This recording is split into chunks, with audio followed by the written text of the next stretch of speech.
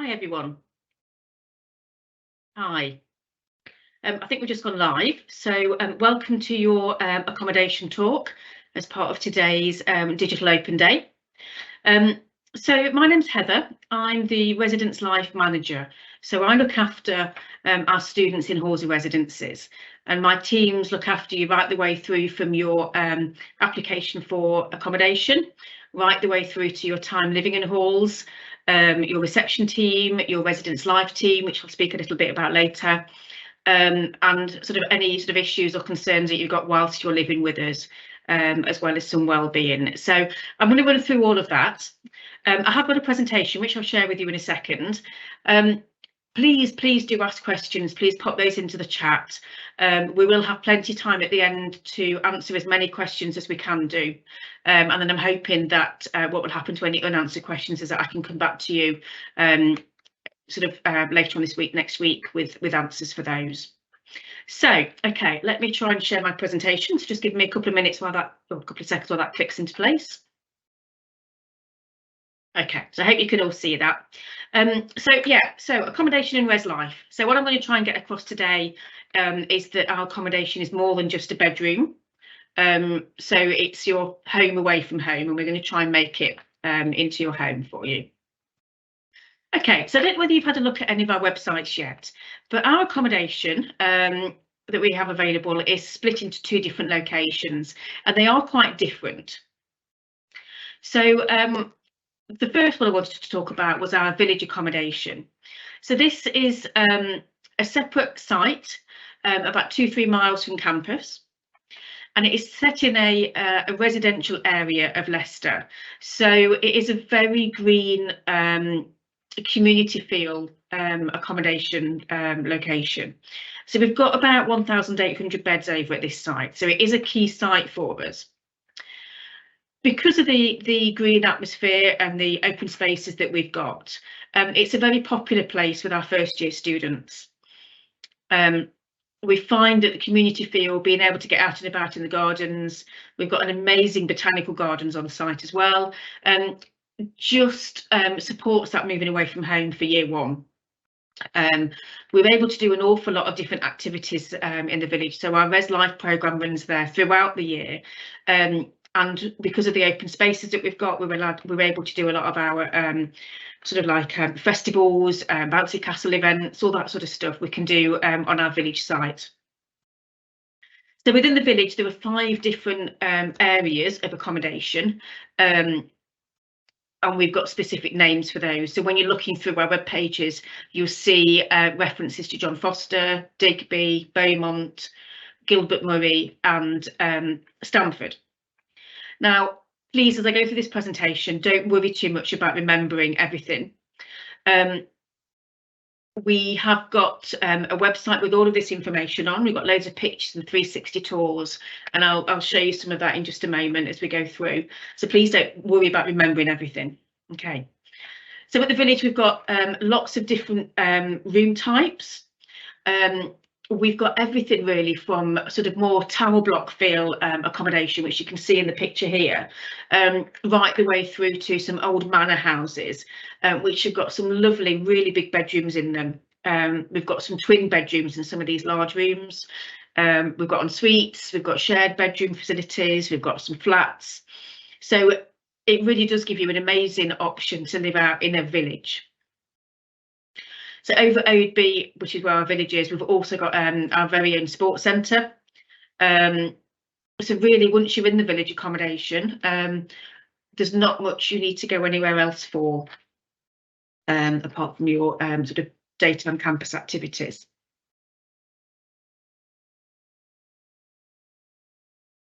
So the other venue for accommodation we class as the city.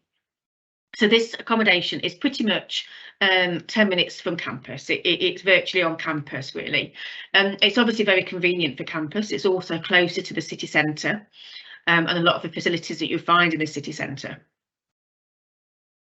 Obviously on campus, you've got the library and the sports centre. You've got a lot more bars and food outlets as well. So the feel of city is very different. So it is pretty much all high-rise accommodation blocks.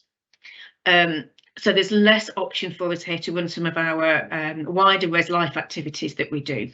We do the programme in the city, but a lot of the city students have to travel over to Oadby for some of our bigger festivals and our bigger events. So that's just worth bearing in mind. Again, the city accommodation tends to be more popular with postgrads and returners. So you can stay with us right the way through your degree at the university if you want to. And we tend to find that most of those people stay in the city for that. The city has also got our brand new accommodation blocks. So we've got some accommodation opened literally just a few months ago, and we've got some interesting new bedroom types within there. So at the city, we've got some en-suites and some shared accommodation. But we've also got a lot of studio flats. We've got some townhouses, which is new for this year, which is very similar to when you look at renting private accommodation. So if a group of you book a house to stay in, you'll have your own kitchen and lounge area shared between all of you, and then you'll have your own bedroom and a shared bathroom. So we've built some of those on campus, and they've been really popular. So the accommodation that we've got, we're always looking to create sort of new types, keep up to date with the market, and they've been very popular.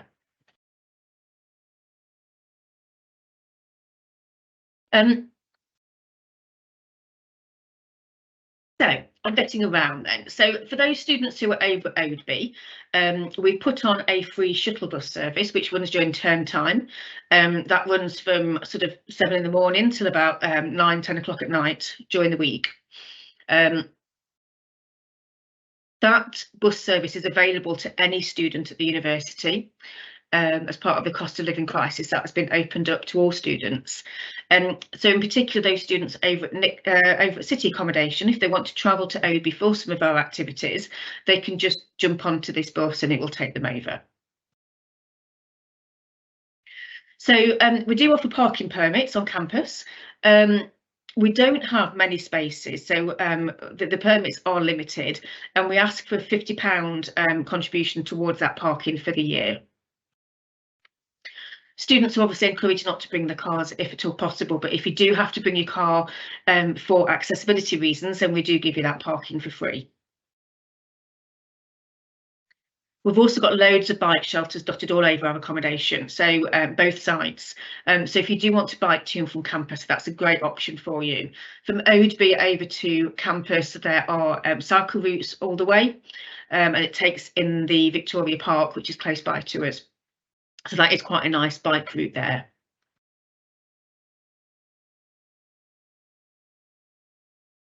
So if you find that you do have an accessibility need in your accommodation, we do accommodate for that. Just take some glass of water, excuse me.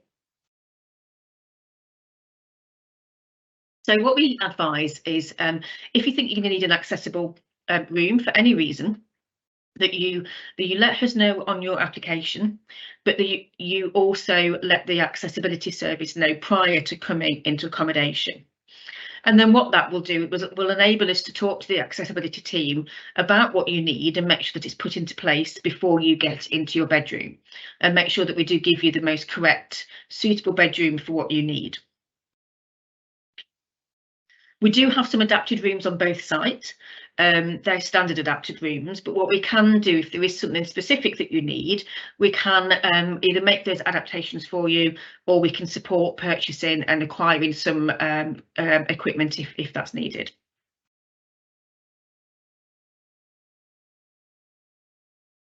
Okay, so this slide is one of the ones that I don't want you to worry too much about remembering the price for. I'll show you in a second where you can find all this information offline. But what it does do is it gives you a good idea of the range of accommodation that we've got. So these prices have been tweaked a little bit since we've produced the slide, but in effect, you can have a bedroom from £66 a week. Now, that is either a twin bedroom or a bedroom with a shared bathroom. But when you know what your budget is and what you want to end up spending your money on, it gives you the option to spend less on accommodation. Our rates do go up to actually now just over £230 a week for a one-bedroom flat.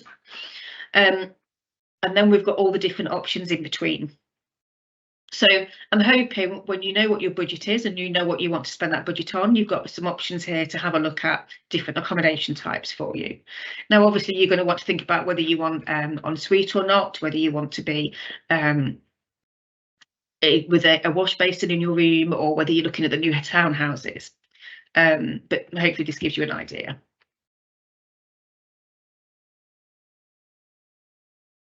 So there's a couple of things you can look at to help you with that budgeting. So when you know how you're going to be financing your accommodation, whether that's paying for it yourselves, whether through parents or through a loan, you can pop that into the student finance calculator to see how much you're going to get.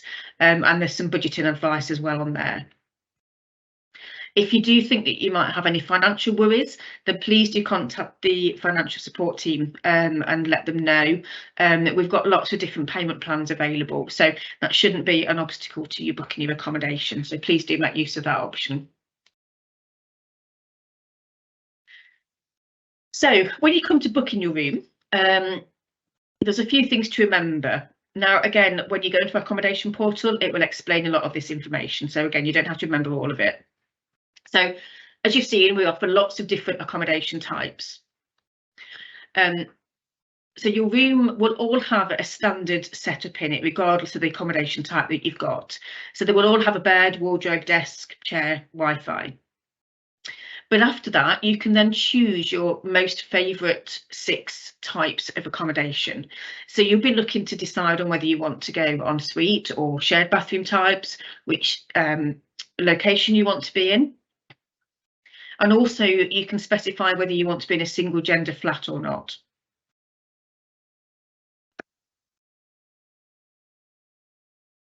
So when we come to allocate your accommodation, we make every effort to match your requirements. We will start with your top choice. So whatever your top choice is, we will try to allocate into that bedroom type. We will then work down your choices until we get to the closest one based on our availability. So it does depend on when you've applied for your accommodation as to how likely you are to get your first choice. All first year students are guaranteed accommodation in halls if you apply before the 1st of September. However, in effect, we tend to say that all first year students will be guaranteed a place in accommodation, even if you apply after the 1st. We can usually find you something. It may not be your preferred bedroom type, but it will always be accommodation for you. And the portal is actually due to open tomorrow with any luck. We're just waiting for the final technical issues to be resolved, and then with any luck we can get a message out to say that the portal is now open, which is getting earlier each year, so that's great news. So when you do go to apply for your accommodation, that's a little bit of what the page will look like. So as you can see on there, it's giving you the bedroom type, which is en suite. You'll be able to select your contract type, which is the length of the time that you'll be paying for your contract. And please do remember that this is a legal contract, so whatever you choose, you will have to pay and stick to. You've got the rates there, so how much you'll be paying a week and how much you'll pay in total. So on this page, there are loads of different pictures and 360 images.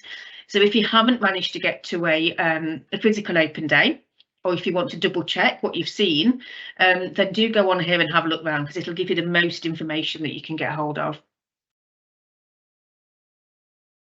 Okay, so as I said at the beginning, your time in halls is not all about just your bedroom.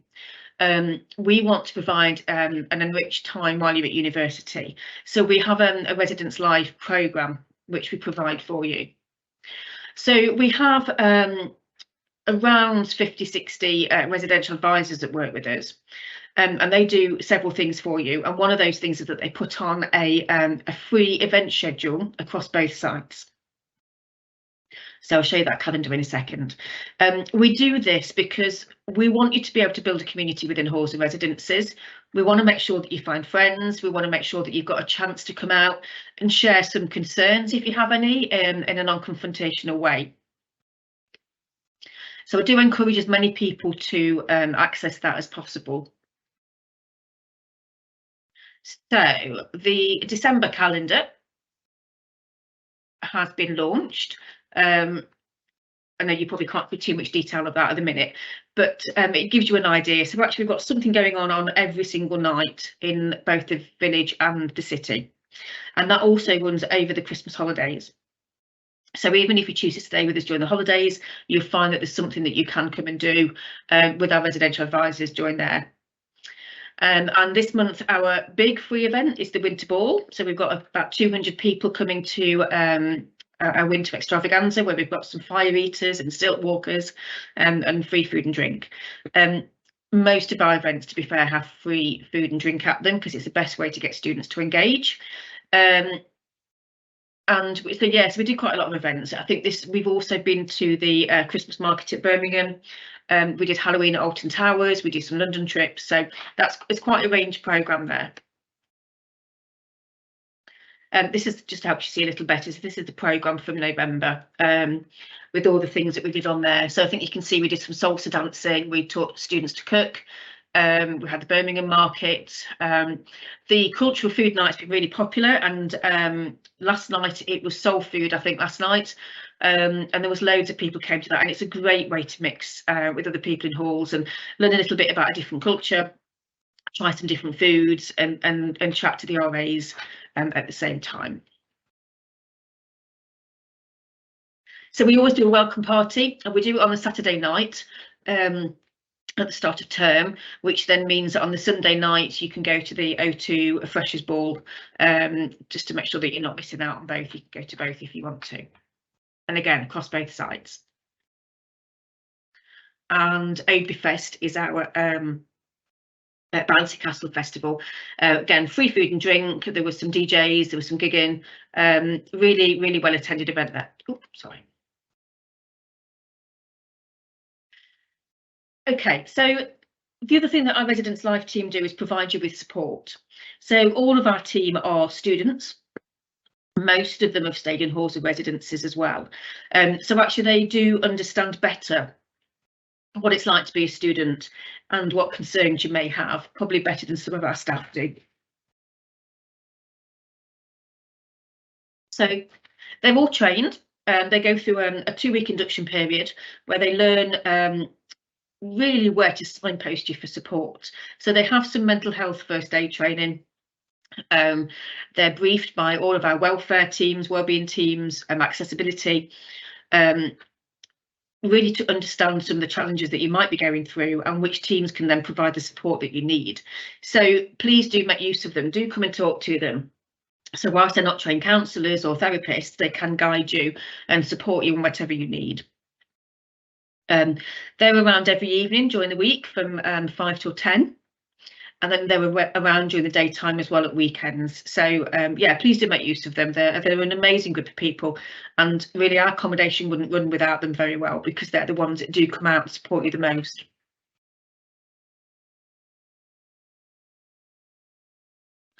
Okay, so last slide. I'm going to ask some questions in a minute, but please do have a look at the website. They've got loads of information on there. Pretty much, I think we've got some great FAQs on there, so most of your questions should be answered on there as well. The Residence Life team would not forgive me if I didn't push their social media accounts. So please do look at those. It's a great way to learn and understand how our current students are living in halls, and to give you a feel for what it's like to be in halls.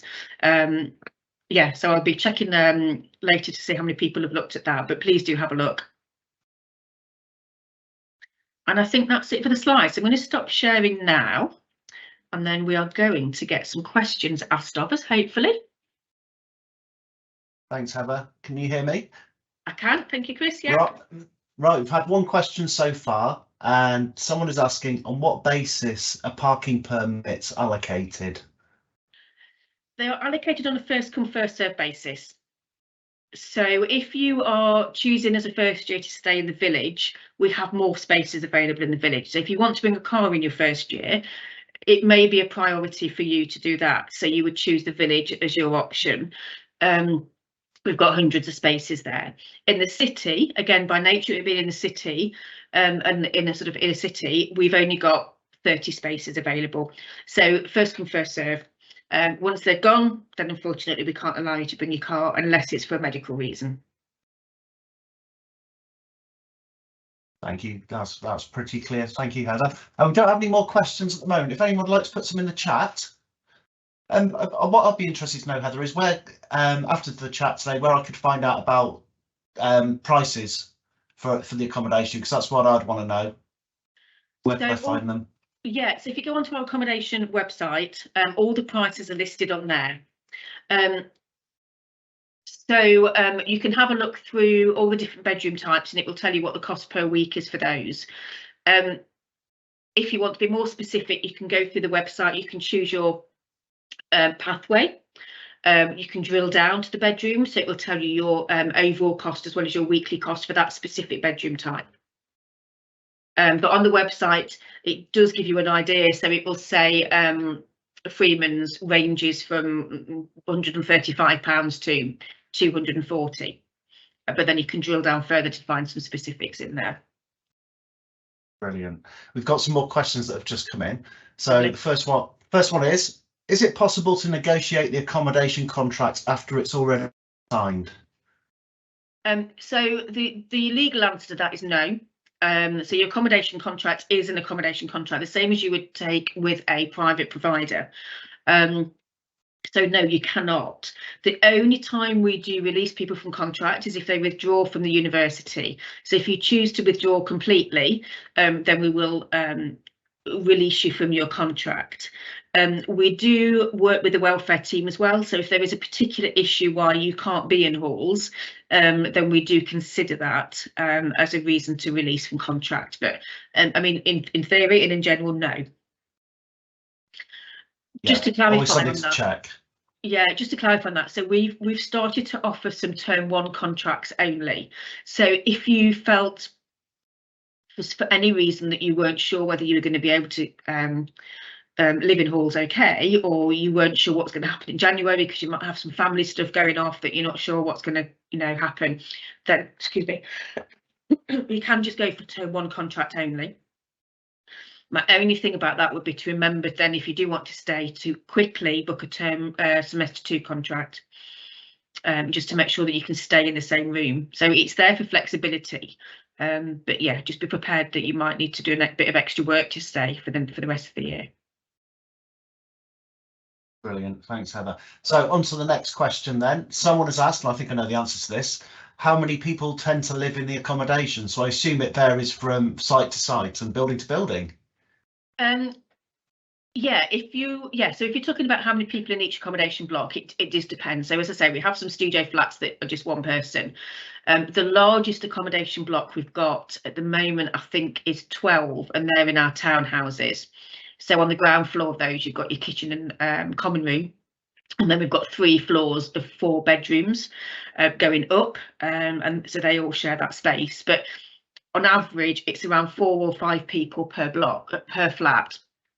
I think when you're looking at choosing your accommodation, you can put notes onto your application, and it's always worth considering whether you are a quieter person or whether you like a busy flat. So if you are more of a quieter person, I would ask on your application to be considered for a smaller flat. The flats where there's 10 people sharing tend to be the busier, more party flats, and if that's not what you're after, that may cause you a concern. Just on that side as well. So if you do get into accommodation, you find that it's not the right one for you, after the first 2 weeks, we do open up a transfer process as well. So you can look to move rooms after the first 2 weeks if you find it's not really suitable for you. Oh, that's good. That's reassuring to know. So there's a bit of leeway once you've moved in, as you're settling in. Right, we've got lots more questions. So another one has come in. It says, what other long-term mental health support is available? Underneath there, I've put a link to our mental health hub, which outlines some of the services that students can access. But Heather, do you know much about the mental health support at the university? Yeah, I know a little. So in terms of accommodation as well, so we work really closely with the wellbeing and the welfare teams at the university. So if we do have students in halls of residences that we know before you come, if you've got any mental health concerns, we'll recommend that you refer yourself to those teams. They can then work with you throughout your time at university to provide that support. It may be that you only need it for a short time, or it may be that actually, like you say, long term, you need it right the way through. And it's on a case by case basis, really. So it depends on what sort of support you need. So if it is classed as a disability because you've got long term mental health conditions, then actually you might want to go through the accessibility team that then can provide you support, not just with liaising with us in accommodation, but also with your academic teams. And what sort of support you might need on a day-to-day basis on campus. So I think it really does range right the way through from just check-ins to long-term caseworker support for you. In halls of residence, well, I think all the universities now, we have a 24-hour support line run by an external company where you can access support any time of day or night, and they do have counsellors and therapists on hand all the time as well. So when we're not available, there is always somebody available. Brilliant, thanks Heather. The next question, do you have something like a church or praying area in the area? So that could be in halls, I guess, or across the university campus in totality. Yeah, no, interesting question. So we do have prayer facilities on campus. We don't necessarily have them in halls of residences, but we do make the space available if students need it. So there are facilities on campus. We can provide it in halls if you need it. I think the majority of people go onto campus for prayers, but depending on where students are at the time, if they just need to find a solution quickly, then we always make space available. Brilliant. This next question probably follows on a bit about the mental health question. It just says, what support services are there related to balancing stress in when you're doing your degree? I'm probably going to divert this question a little bit towards that department, and what I would say is to have a look at the university website under the wellbeing pages for students. So I know that the support is there because as accommodation we work with them quite a lot to make sure that is there. But on the academic side, it's probably more suitable for you to look at the website, I think, and have a look at the wellbeing pages. I don't think I'm the right person to answer that complete question, sorry. No, that's fine. And I think you'd also talk to your tutor as well. You all get a personal tutor. You can have lots of questions too, so they'll give you support. So back to accommodation specific questions. So it says, why is the village more popular with first years? If I decided to go to stay at the city, would there barely be any first years around me? So that's a good question. So no, we do get first years in the city as well. Certainly now that our newer accommodation's opened, because it's new, there's a lot more people want to stay in there. I think when you come and have a look around on the open day, if you haven't already been, the village it's more of a home setting, so it feels less different perhaps to the city. It's more of a community feel, it's greener, it's closer to reception, there's less other stuff going on. You've got time away from your studies, so if you're struggling during your first term and actually being on campus all the time is not helping, you can get away to the village and it feels more like going home than it does constantly living sort of on campus. But no, we've got a lot of first years in the city. It's just that the majority of first years tend to go to the village. Brilliant. Someone else is now asking, is it possible to talk us through the certain conditions that you might have, such as female roommates only for religious reasons? So I guess are those sort of things taken into account? Yeah, it's absolutely. So as I said in the presentation, we do let you choose whether you want to be in a single gender flat or a mixed gender flat. And we do guarantee that. So if you want to be in a single gender, we do guarantee that. If there's any reason that your bedroom type selection means that we can't, then we'll get in touch with you. But no, we do guarantee single gender if you request it. Definitely. Yeah. Brilliant, thank you. A nice simple one now, hopefully. So are TVs provided in the social areas within a group of flats? Probably not simple as you'd hope. So we don't provide TVs. The only time we've got TVs are in some of our studio flats. But our social areas do have some TVs in them, so it tends to be more in the bar social areas. So we've got one at each site, one at the village, one at city. I mean, certainly this last 2 weeks, the football's been on every day. We've had hundreds of people going down to watch the TVs in there. It's got Sky Sports on it. Yeah, so we tend to use those rooms and those TVs as well for some of our Res Life programs. So we'll do gaming nights where we're doing Pac-Man or Mario Kart or something like that. But not in so in your flat you will have, say, 5 bedrooms sharing a kitchen area. There won't be a TV in there. So you'll need to bring your own laptop or however you want to watch TV. You do need to make sure that you have your own personal TV license, or that you're tagged onto your family TV license, because we don't provide the TV license for you. I think that's the only thing that you have to pay for.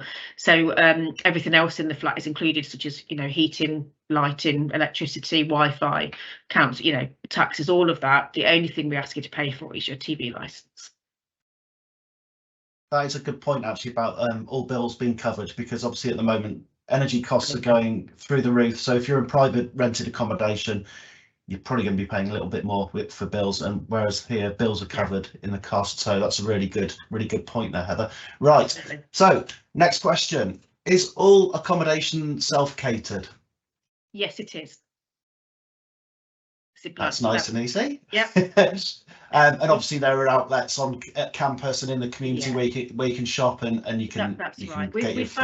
We found that the majority of students weren't in the right place at the right time to have the catered package. So we went with self-catered. Yeah. But yeah, there's loads of outlets around, certainly on the city. Over at the village, we've got food being served in the evening in the bar, but it's really close to Asda and it's really close to the local village of Oadby, where there's loads of different outlets and shops and things. So again, it's that, you know, being able to find your own food and cooking it with your flatmates, I think, is a really good thing to do. Brilliant. Okay, next question is: if you don't get your first accommodation option, is there a way to appeal if you really wanted it? Yeah, absolutely. So we will send you an offer out of the accommodation that we have got available that we want to give you. If you are not happy with that, then we would just suggest that you email through to us to appeal that. However, it is based on availability. So it's more than likely just that the bedroom type that you've asked for is no longer available.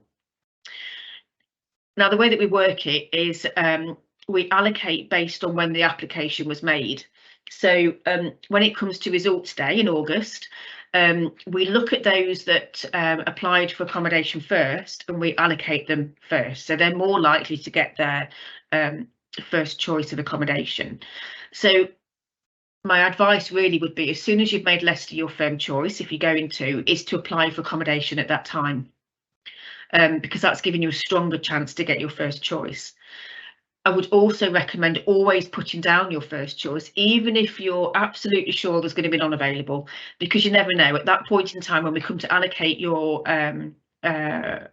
booking, that bedroom type may just have become available if somebody's cancelled or come out of contract. So yes, you can appeal, but it will be based on availability. Brilliant, thank you. Another quick question here: are there many ensuite rooms? Oh, hundreds.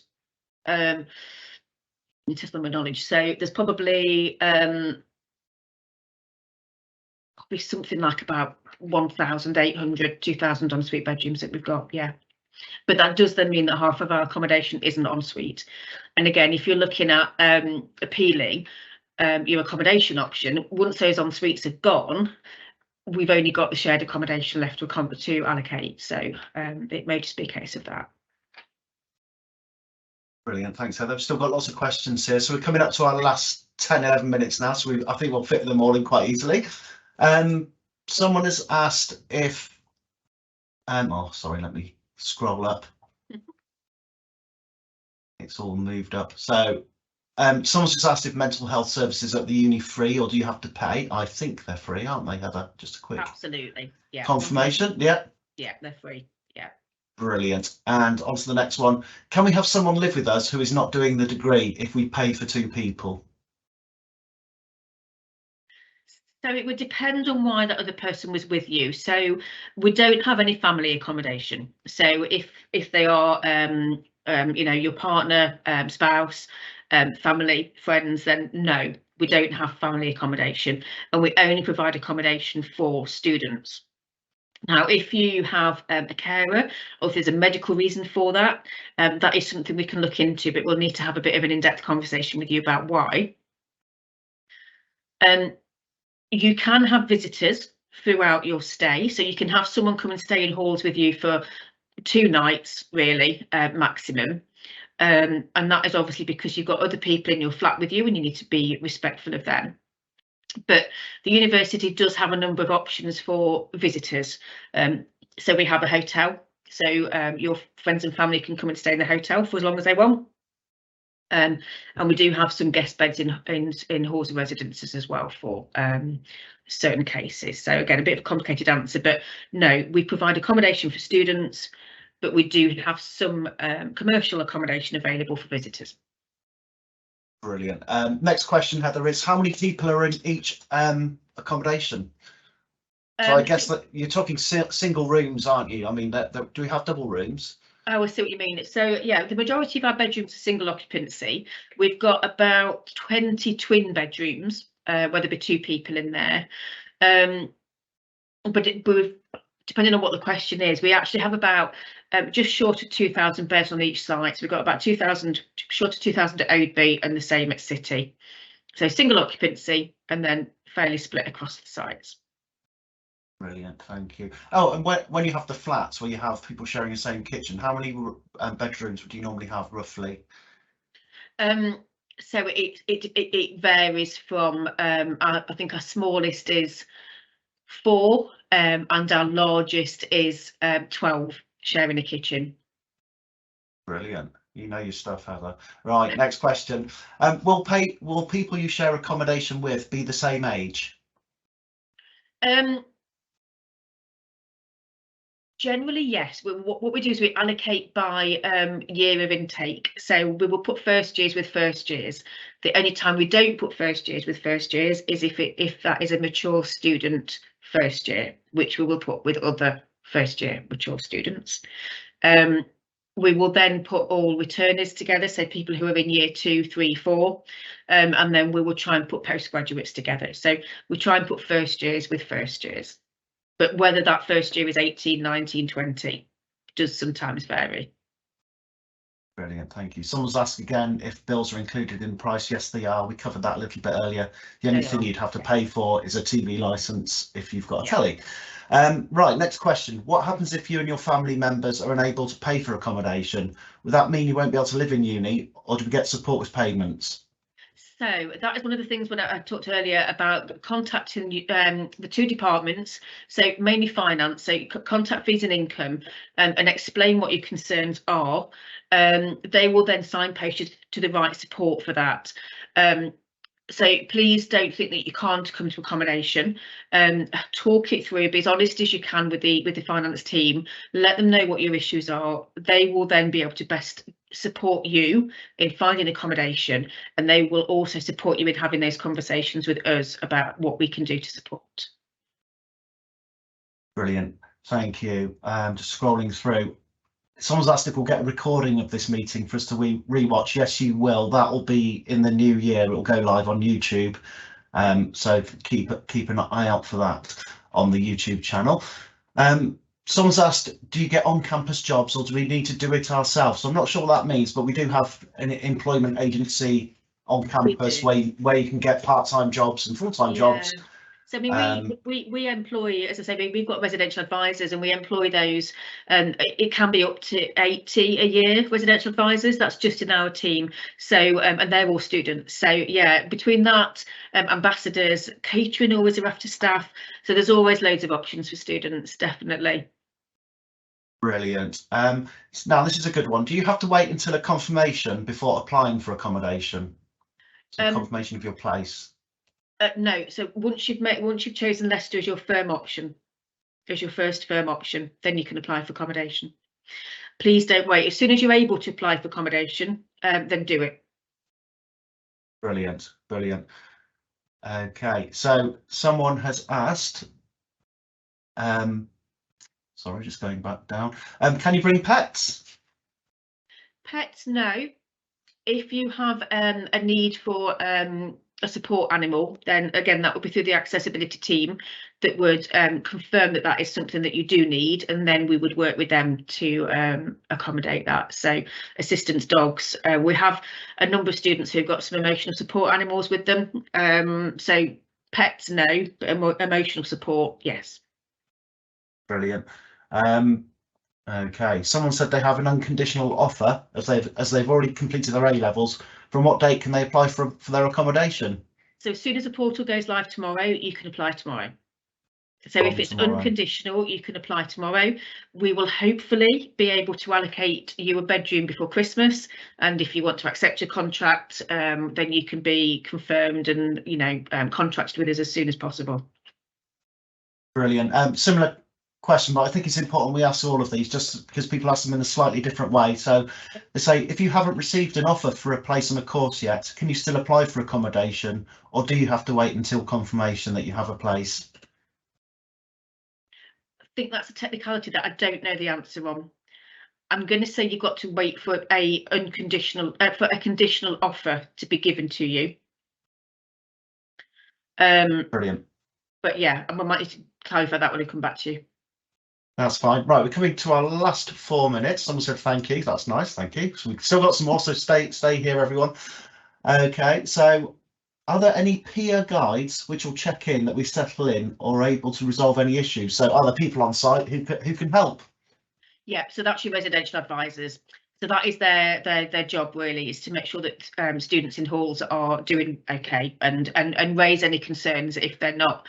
So the residential advisors within the first couple of weeks will come and knock on everybody's door and ask that question. They usually come around with chocolate or free gifts or something and just check how you're doing. They will then regularly do that sort of every month throughout your stay. If you stay with us over the holidays, they'll do that as well.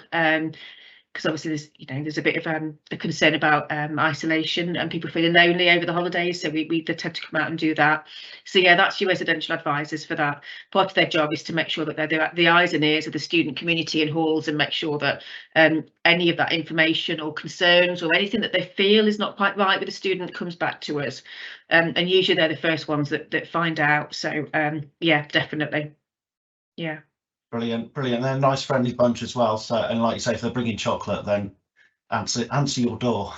you'll get to know them as, yeah, after a few weeks you'll recognize their faces. So someone has asked, this is a really good question, can you apply to live with someone specific in the same accommodation? So if you've got a friend, for example. So you can certainly apply. We don't tend to guarantee it in the first year just because it's quite difficult, depending on when people apply, what bedroom type they're after, but you can definitely note it down on your booking and we will try our best to do that.